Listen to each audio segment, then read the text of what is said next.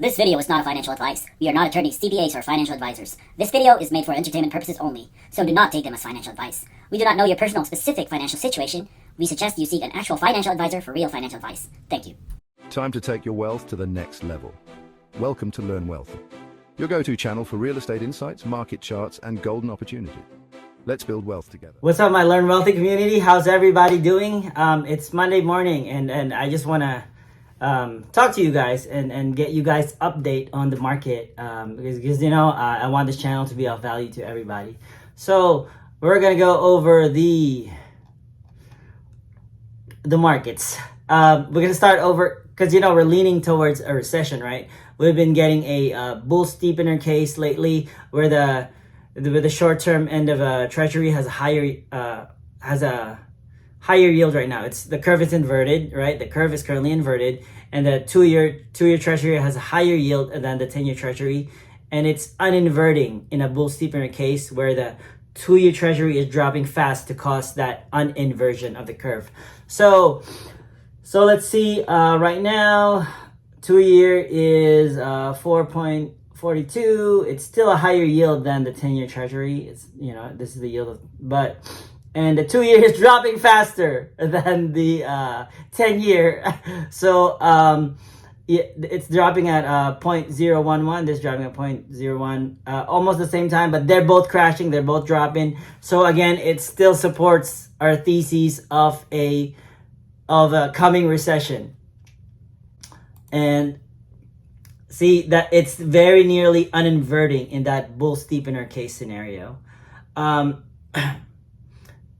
This is updated on August 9. That's our last, but it's very updating right now. Let's zoom in a little bit. It's really close to uninverted. What we're looking for is when it really uninverts, when this blue line past that black line when it's not inverted anymore, and it continues on that bull steepener fashion and gets really steep. That's when we're most likely hit for a recession like this. We're looking for like something like this. Uninvert, continues a bull steepener, and recession. And you'll see it on all the past recessions. Uninvert, bull steepener, and big recession right here, 2008. Same thing. Inversion, uninvert, bull steepener. That's what we're looking for to support our case, because we're always, even though I am personally, this is not investment advice, even though personally I am mostly invested in investments that doesn't require me to be updated on the markets, right? I have rental property, cash flowing rental properties that will most likely cash flow even if rents are a little bit weaker. It will hold through that recession cycle most likely. I can't say for sure, but that's how I originally bought my rentals. I want to make sure the rents are this much and my mortgage and PITI is only this much. So I'm cash flowing, and it's most likely going to cash flow and survive that recession, right? And I have cash reserves. And I'm also invested in dividend stocks. Mostly invested in dividend stocks. And most of these dividend stocks have been increasing dividends for, some of them have been increasing their dividends for a century. A lot of them are dividend aristocrats. They've been solid companies for as more than my lifetime. I'm only 37 years old. So these companies have survived many recessions even before I was born.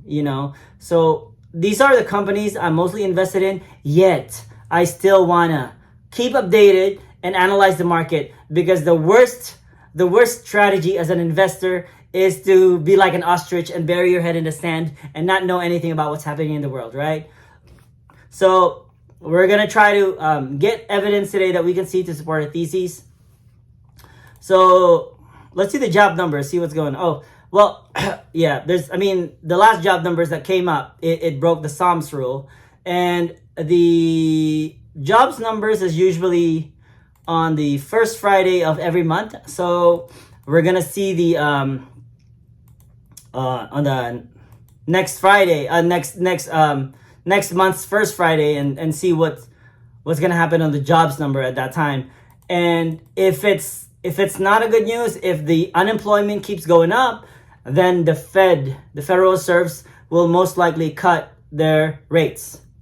And the Fed cutting rates mostly affect the short end of the curve, which is the 2-year Treasury, which will cause the 2-year Treasury to come down, which will enforce a more bull steeper case, which will really validate that recession, right? So this job number is most likely related to this Treasury and what's happening in the curve.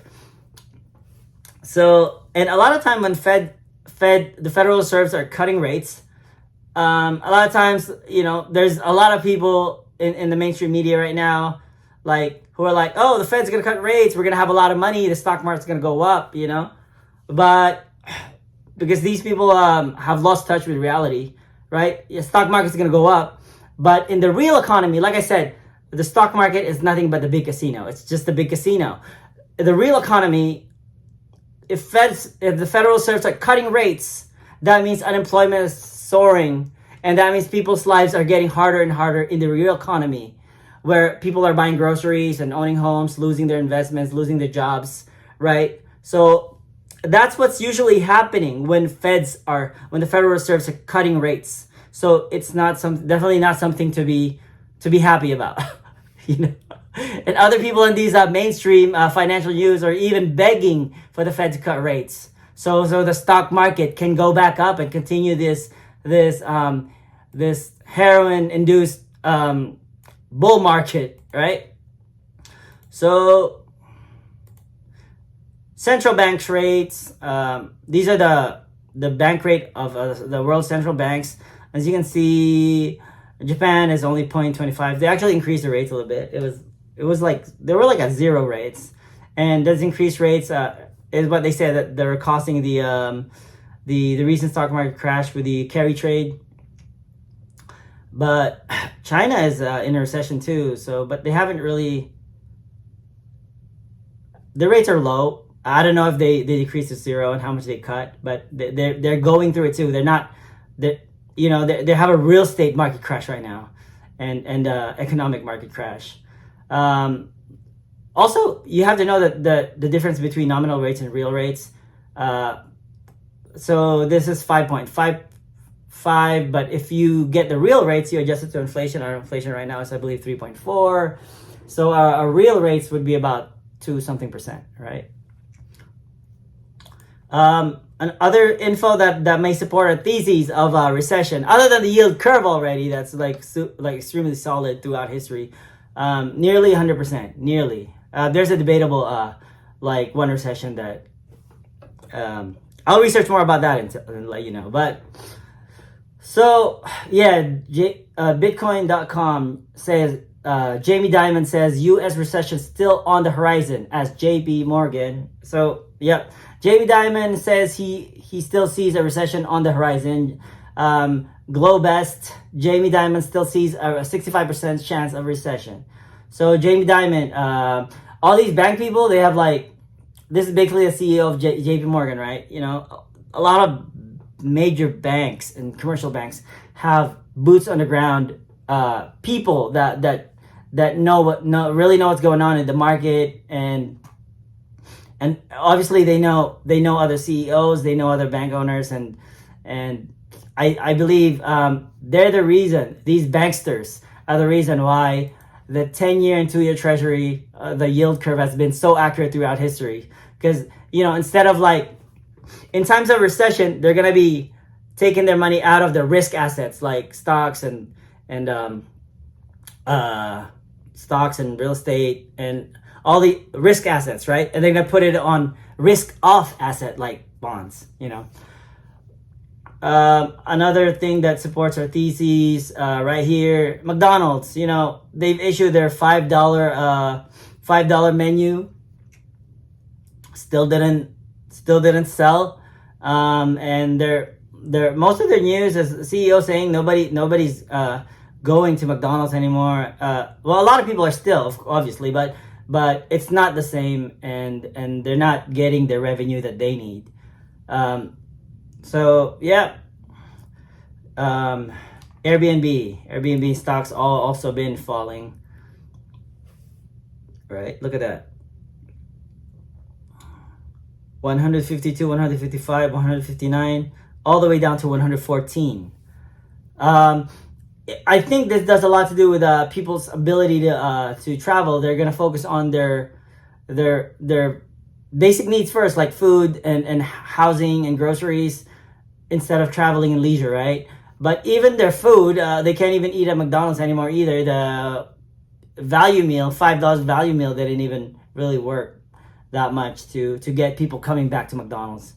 So yeah, we're still we'll obviously keep researching. We're humble enough to know that we're only playing with probabilities, and so that we can keep searching for more data that supports our theses.